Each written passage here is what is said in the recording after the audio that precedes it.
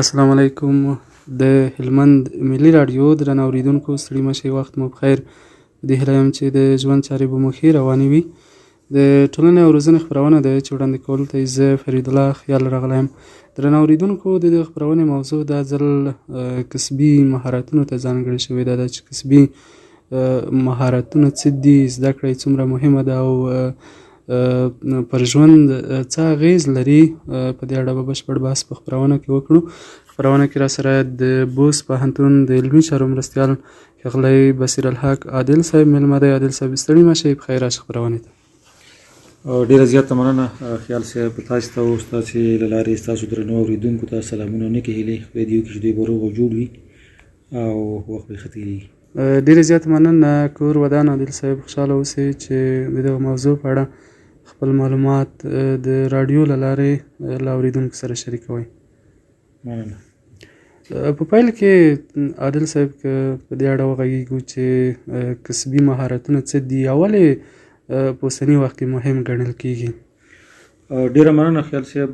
کسبي مهارتونه موږ په ټوله کې د ژوند چارې په دوه برخو تقسیم کړي دي. که ووایم په افغانستان کې یا زموږ ټولنه کې، په نوره نړۍ کې شاید دا وضعیت نه وي. ځینې خلک پر زده کړو تمرکز کوي یا پر علم تمرکز کوي. دوی غواړي چې د زده کړو له لارې مثلا ښوونځی ولولي، پوهنتون ولولي او د دغې لارې بیا مخته لاړ شي، دنده واخلي او خپل د ژوند چارې مخته یوسي. یو شمېر خلک بیا چې له زده کړو لرې پاتې شوي دي، هغوی بیا پر کسب ډېر تمرکز کوي چې هغوی زموږ ټولنه کې بېلابېل کسبونه شته دي،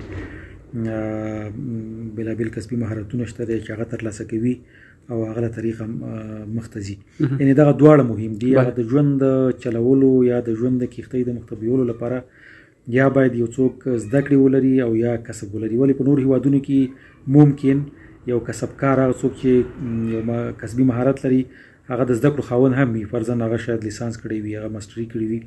زموږ ټولنه کې داسې نه ده. زموږ ټولنه کې هغه څوک چې له بېلابېلو لاملونو له امله چې زموږ هېواد د زده کړو له مخې وروسته پاتې دی، په ځانګړي ډول هغه زموږ استاسي مشران چې هغه وخت کې زده کړې ډېر مروج نه وي، نو دوی یو ډول کسب ترلاسه کړی دی او بېلابېل کسبونه دي او بېلابېلو کټګوریو ویشل شوي دي. نو زموږ په لوی کچه باندې دغه دوه برخو تقسیم شوي دي چې یا زده کړې دي یا کسب دی، کسبي مهارت دی. بله عادل صاحب، که په ژوند کې دغه دواړو برخو ته وخت ورکړل شي، یا هم د دغه په اړه یا زده کړې ترلاسه شي یا کسبي مهارتونه ترلاسه شي، پر ژوند به یې اغیز څه وي؟ پر ژوند یې اغیز خورا جوت دی او اغیز ډېر لري. په ځانګړي ډول زه په دې فکر او عقیده یم چې کسبي مهارت یا بل هر مهارت ځوانان او زموږ ټولنې وګړي باید ولري، ځکه زموږ استازي هېواد داسې دی، موږ تاسې وینو چې له پخوا راهیسې تر اوسه پورې د دندو د پیدا کېدو یا په دنده کې د بوختېدو چانس پکې ډېر کم دی. او یا هم داسې دی مثلا که یو څوک په دنده کې بوخت شي، هغه عاید یې په هغه کچه نه دی چې دی په خپل ژوند وچلوي. نو د دې لپاره مهمه ده چې یو ځوان یا د ټولنې وګړي باید کسبي مهارتونه مې زده کړي تر څو دی وکولی شي کله چې دی دنده نه لري یا مثلا دی بیکاره وي، باید خپل اړونده کسب کې دی کار وکړي او ټولنې ته خدمت وکړي. ځکه زموږ استاد داسې یو ټولنه ده چې هر کسب پکې مخته تللی شي، هر کسب ته اړتیا ده، ځکه له هر اړخه موږ تاسې وروسته پاتې. نو شاید زموږ استاد یا کسبي مهارتونه په هغه کچه نه وي لکه څنګه چې په کار ده یا په نړۍ کې دي چې تقریبا اوس هغه کسبي مهارتونه هم تر ډېره پورې ټکنالوژي باندې مخته وړي. ولې څومره چې اړتیا ده، څومره چې هغه زموږ استاد ستونزه به حلېدلی شي، هغه څه یې باید زده وي. نو دا په ژوند باندې ډېر مستقیم اغیز کوي. یو تر ټولو غټ اغیز به یې دی چې هغه چا چې کسبي مهارت یې زده وي دی نشي بیکاره کېدلی.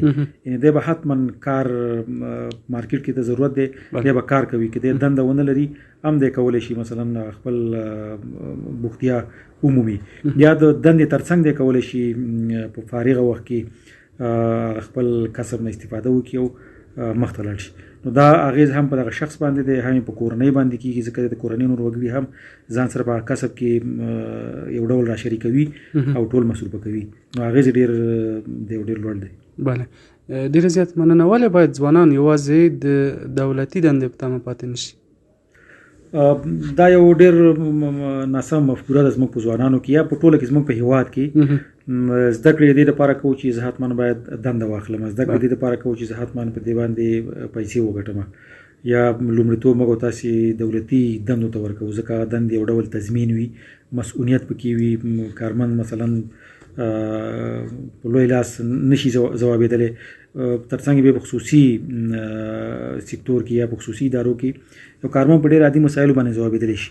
نو دولتي دندو ته ځوانان ډېر ارزښت ورکوي، خو زه وایم چې پر دنده باندې باید اکتفا ونه شي ځکه موږ د دې شاهدان یو چې ډېر وړ ځوانان په ډېرو ښو موقفونو باندې چې دوی دندې ترسره کولې، کله کله مثلا د اړوند امیر سره د ستونزې په خاطر، کله کله د ځینو نورو مشکلاتو په خاطر باندې د له دندې ځواب شوی دی او د په سپین میدان پاتې شوی دی. نو پر دنده باندې تمرکز کول یا پر دنده باندې اکتفا کول یا په زړه تړل دا نه دي. خو موږ تاسې که دنده کوو نیت مو باید یوازې دا وي چې ټولنې ته خدمت کوم، صحیح ده، مثلا یو ځانګړی حق الزحمه به لري، معاش به لري، خو دغه معاش موږ تاسې باید د خپل ژوند هغه بنسټیز څه ونه ګرځوو، هغه دپاره باید موږ تاسې نور شخصي کاروبار ولرو، یا لکه مخکې مو ویلې یو مهارت زده کړو، د هغه لارې باید موږ تاسې عاید ولرو تر څو هم ټولنې ته د دندې له لارې خدمت وکړو، هم اقتصاد ته د تجارت یا سوداګرۍ لارې یا د شخصي کاروبار لارې خدمت وکړو. بله، ډېرې زیات مننه. آیا کسبي مهارتونه د ځان بسیاینې او اقتصادي ودې لامل کېدلی شي؟ بالکل، یوازینی څه چې انسان پر ځان بسیا کوي یا کورنۍ پر ځان بسیا کوي یا کوی ټولنه او ټول هیواد پر ځان بسیا کوي، هغه کسبي مهارت دی یا د زده کړو ترڅنګ ځینې نور مهارتونه دي. مخکې مې یادونه وکړه چې زده کړه ممکن موقتي وي، شاید یو څوک 10 کاله په دنده پاتې شي، شاید یو څوک موږ ته شهیدانو زموږ ټولنه کې په نړۍ کې شهیدانو چې حتی لومړي وزیرانو 2 ورځې دنده ترسره کړې به استعفا کړې ده، دوی مثلا اړوستل شوي دي یا فشارونه پرې راغلي دي، منصبا نه بللې. نو یوازینی څه چې انسان په خپلو پښو دروي، پر ځان یې بسیا کوي، هغه د هغه شخصي وړتیا، شخصي مهارت یا کسبي مهارت دی چې دی کولی شي مارکیټ ته راووځي، کار وکړي، خپل کار دی هم پکې هغه د اسلامي اړخه خدای تعالی برکت اچوي او هم دی په ځان بسیا کېدلی شي، د چا تر فشار لاندې نه وي، بلکې د سره به نور کارمندان کار کوي او د ده له برکته به ځینې نورو کسانو ته هم خدای رزق ورکوي. بله، کوم کسبونه اوس مهال په بازار کې ډېره اړتیا لري؟ دا پوښتنه عیناً داسې پوښتنه ده، فرضاً کله کله زه د محصلانو نه پوښتنه کوم چې د څېړنې دپاره یا تحقیق دپاره یا که په ساده ډول ووایو په لیکوالۍ کې د کتاب لیکنې دپاره کوم موضوع مهمه ده که نه چې کار پرې وشي، ځکه موضوعات بیخي ډېر دي. نو دا ستاسې پوښتنه ممکن ټولنو ته په کتو سره توپیر ولري. زموږ ټولنه کې فرضاً اړتیا څه شی ده؟ اړتیا هر هغه کسب ته چې اړتیا وي هغه تر ټولو مهم کسب دی زموږ په ټولنه کې او مارکیټ یې ډېر لوړ دی. فرضاً شاید زموږ ستاسې په دا ګاونډیو هېوادونو کې ځینې کسبونه چې زموږ ټولنه کې شته هلته شاید هغې ته هېڅ اړتیا نه وي. ما مخکې یادونه وکړه چې ځینو هېوادونو کې ډېر عادي کسبونه خلک په ټکنالوژۍ باندې کوي، فزیکي مارکیټ شاید له منځه تللی وي. فرضاً پخوا چې به یو کار 10 کسانو کوو، 20 کسانو به کوو یا یو ګروپ به کوو، هغه اوس یو کس کوي، یو کس د 2 کسانو کار کوي.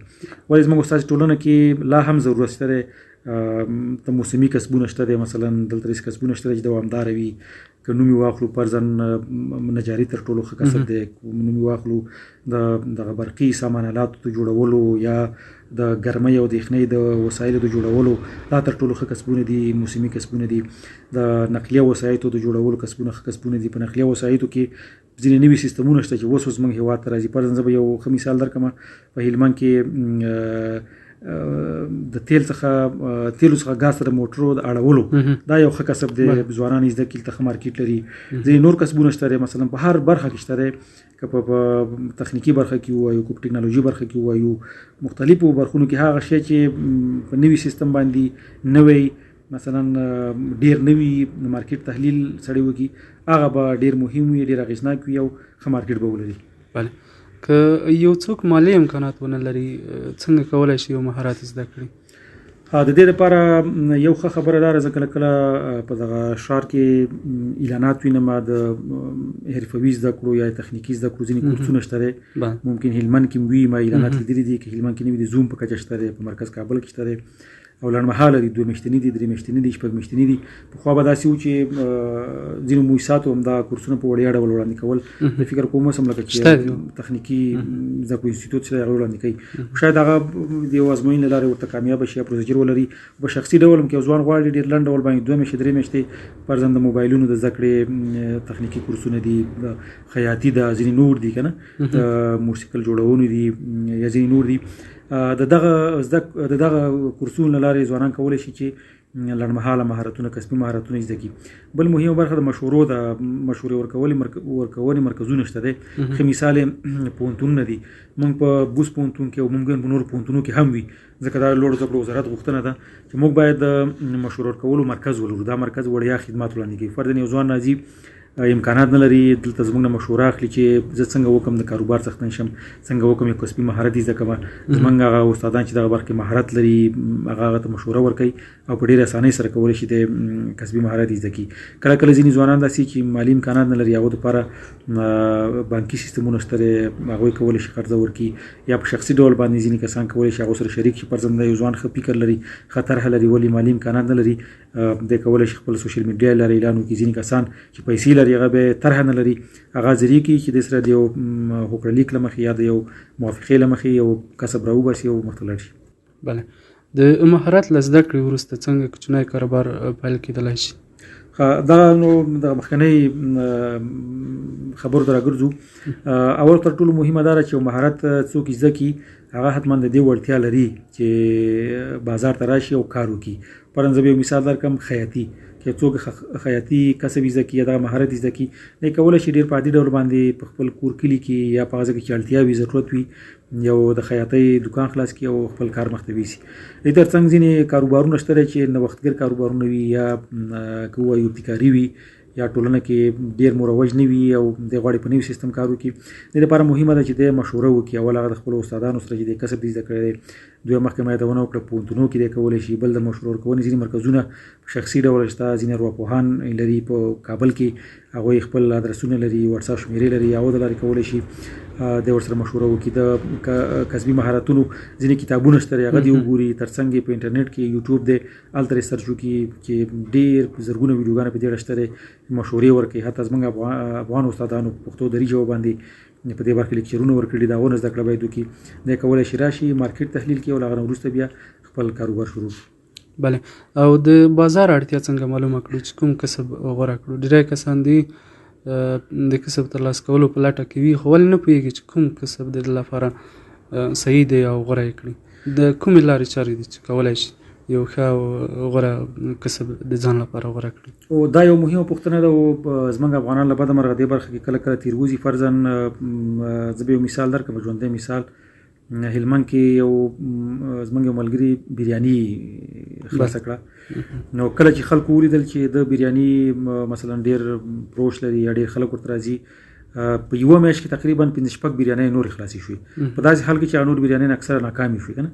نو د مارکیټ تحلیل یا د بازار تحلیل ډېر مهم دی. فرضاً که څوک بریاني خلاصوي یا یو هوټل جوړوي یا خوړنځای جوړوي، زه راځم غواړم چې بریاني خلاصه کړم، زما بریاني باید تر هغه بهتره وي، تر هغه په نوي سیستم باندې وي، تر هغه ځینې داسې خدمات وړاندې کړم چې هغه یې نه وړاندې کوي، تر څو زه هم مراجعین ولرم یا که ووایو خلک ولرم چې راشي د خوړنځي ته عیناً په هغه ادرس باندې، په هغه شکل باندې که زه بریاني خلاصوم، هم د هغه کاروبار له ستونزې سره مخ کوم، هم خپله پرمختګ نشم کولی.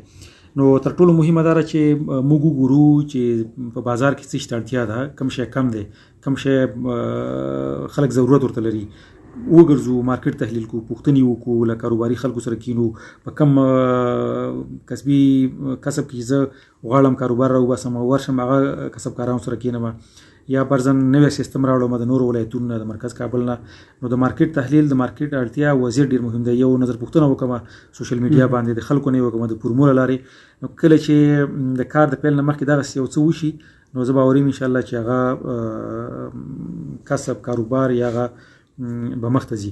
نو تر ټولو مهمه زما لارښوونه او مشوره دا چې که موږ هر کسب هر کاروبار راباسو لږ تر لږه باید سیستم یې نوی وي تر څو لږه زوړ ډېر سره توپیر ولري. فرضاً هغه د خیاطۍ مثال ورکوم 10 خیاطان دي په یو کار کوي هغه خپل ګراک لري باور لري دلته نوم دی زه نوې خیاطي راباسم زما خیاطي باید ډېره متفاوته وي زه باید نوي سیستم باندې نوي سټایل باندې خیاطي راوباسم تر څو هغه سره خپل ګراکان هغه سره مخته لاړ شي او زه نوي ګراکان جذب کړم او خپل کاروبار مخته وسم. نوي سیستم باندې نوي طرح باندې په نوي فکر باندې کاروبار مارکیټ ته راایستل نو دا ان شاء الله خطر کولای شي اغیز کولای شي. ډېر زیات مننه. د کیفیت صداقت او ښه چلند اهمیت د یو کسبګر په بریا کې څومره مهم دی؟ دا هم تر ټولو مهمه ده. البته مرغه که ووایم د خوړنځایو موضوع ته به راشم تر څو اورېدونکو ته ژوندي مثالونه شي.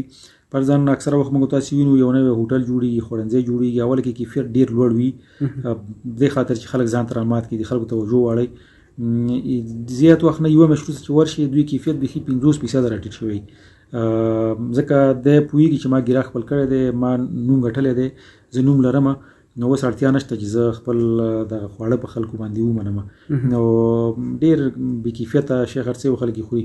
یو ښه مثال در کومه دغه د کابل کندهار په لاره مقر کې دغه څه وخت مخکې ځینې نوي هوټلې جوړې شوې په اوله کې ډېر با کیفیته غذا ورکوله حتی ما خپله وخوړه زه ورغلی یم داسې شیانو چې دومره لوړ کیفیت و چې ما کابل کې نه و لیدلی. تقریبا 2 میاشتې تېرې نه 2 میاشتې بعد هغه هوټل ته ورغلم خپل کیفیت یې راټیټ کړی و. زه ورغلم ټیبل مین چې ورته وایي هغه مسؤل چې دی هلته ودرېدم همدا موضوع مې ورته یادونه وکړه چې ټول کاروباریان دغه شیان دي په لومړیو کې کیفیت ډېر ښه وي په ځانګړي ډول د هوټلونو بیا چې پوه شي چې ما ته خلک راځي ګراک مې پیدا کړ بیا کیفیت ټیټوي بیا مې ورته په مثالونو کې واضح کړه چې دغه کیفیت سره ټیټ شوی دی نو بیا هغې ما ته ویل چې انشاءالله موږ کار پرې کوو او بخښنه مې وغوښتله چې موږ مشتریان ډېر شوي دي موږ رسیدګي نشو کولی نو طبیعي خبره ده چې کیفیت به ټیټ وي خو په دې خبره زما نه ځان خلاص کو.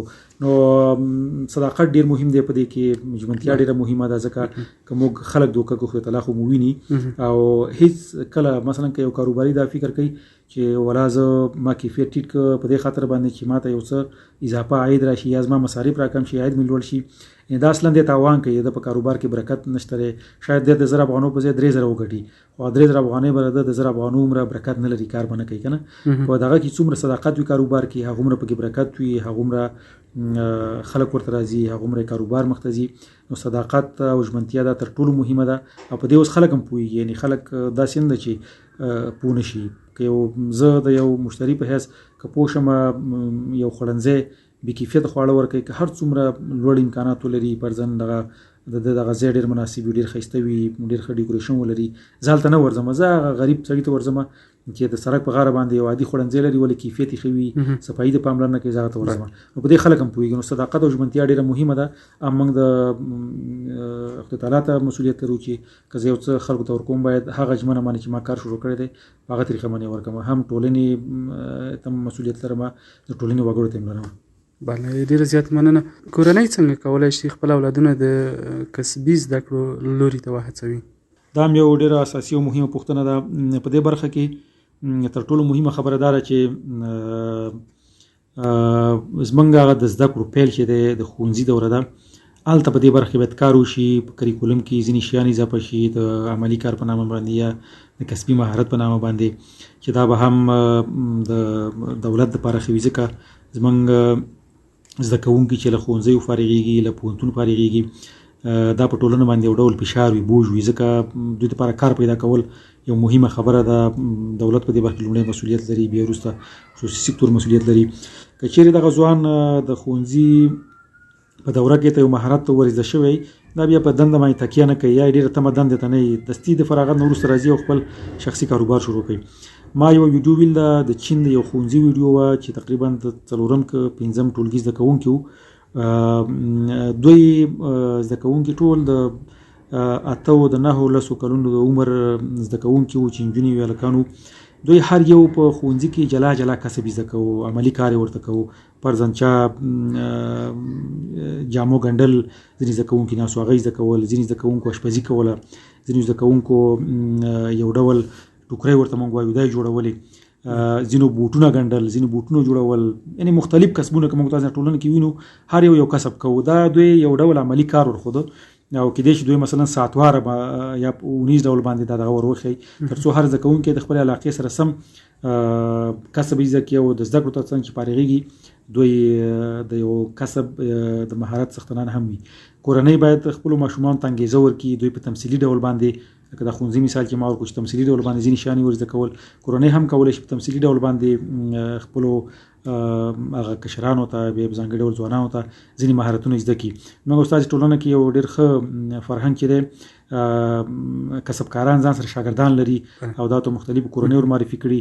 دغه مې یوه ښه لار ده چې موږ تاسې کسبکارانو ته خپل ځوانان چې بیکاره وي زده کړو ترڅنګ 1 ساعت 2 ساعت هغه ور معرفي کړو نجارانو ته مثلا خیاطانو ته نلدوانانو ته ځینې مختلفو برخو ته ور معرفي کړو تر څو هغوی عملي کسب او عملي کار هلته ور زده کړي او بیا چې کله دی فارغېږي د یو کسب څښتن به هم وي.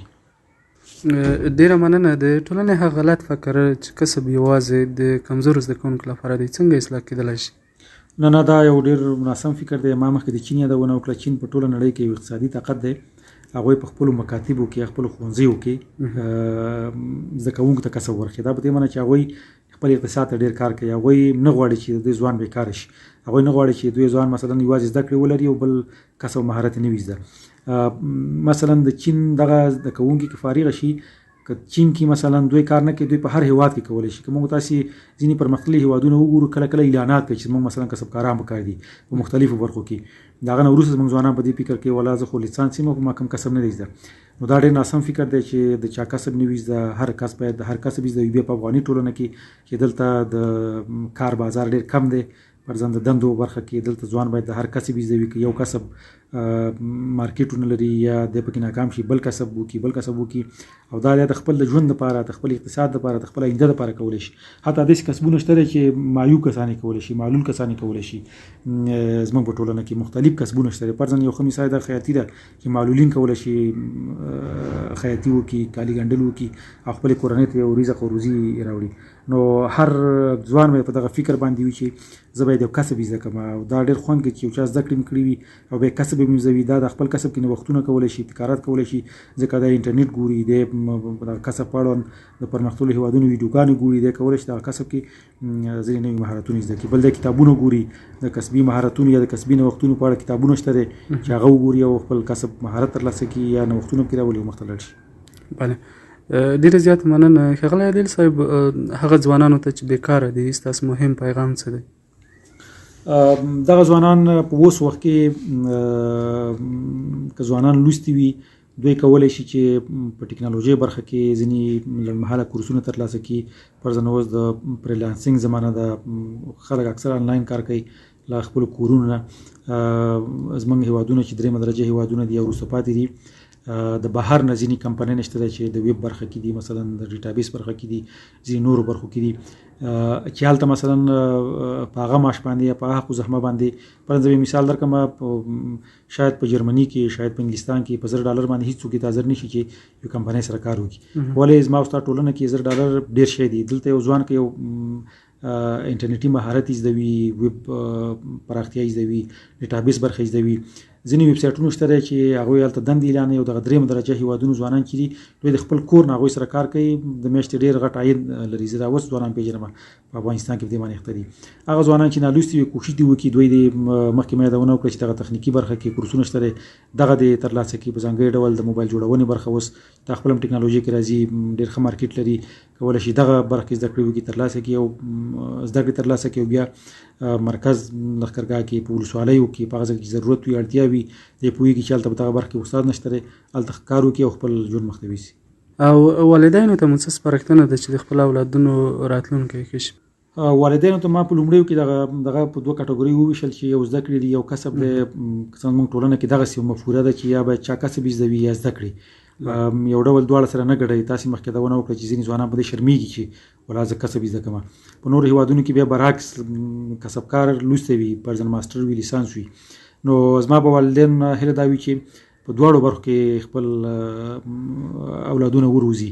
هم د دوی ته زده کړې ورکړي او هم مخکې مې یادونه وکړه ترڅنګ یو کسبکار سره باید کېنئ چې کسب زده کړي که نور هیڅ نه دغه تخنیکي انسټیټوټونو ته دې وراسته هلته دې لنډمهالې زده کړې ورکړي تر څو یوازې په دنده باندې تکیه ونه شي ځکه موږ استاد هېواد چې اقتصادي اړخ ډېر کمزوری دی ما مخکې یادونه وکړه چې دنده دې لپاره موږ اخلو یا زده کړې دې لپاره کوو چې زه سبا فارغه شم د پوهنتون نه او زه دنده واخلم او د خپل کورنۍ اقتصادي څرخ تاو کړم ولې دغه فکر باید یوازې په دنده پورې تړلی ونه اوسي بلکې ترڅنګ یو کسب مهارت پورې هم دغه فکر تړلی وي چې ولا زه به د دندې ترڅنګ کسب مهارت هم کومه یا مثلا دنده کومه اوس د نړۍ وضعیت بدل دی کېدای شي زه 2 ورځې دنده وکړم 3 ورځې خپل کسب مختوي سم نو والدین باید دغه دواړو برخو کې فکر وکړي ډېر جدي فکر وکړي چې خپلو کشرانو ته یا خپلو اولادونو ته د زده کړو ترڅنګ یو کسبي مهارت چې ټولنه کې ورته اړتیا وي مهم وي هم ور زده کړي. بله ډېره زیات مننه ښاغلی عادل صاحب کور مو ودان چې بلنه مو ومنله او خپل معلومات مو په دې اړه له اورېدونکو سره شریک کړل. له تاسې هم ډېره مننه خدای دې وکړي چې دغه زموږ معلومات د ټولنې په درد باندې وخوړل شي او ځوانان واوري عملي کې هر کله راشي خدای مو راوړي. ډېره مننه.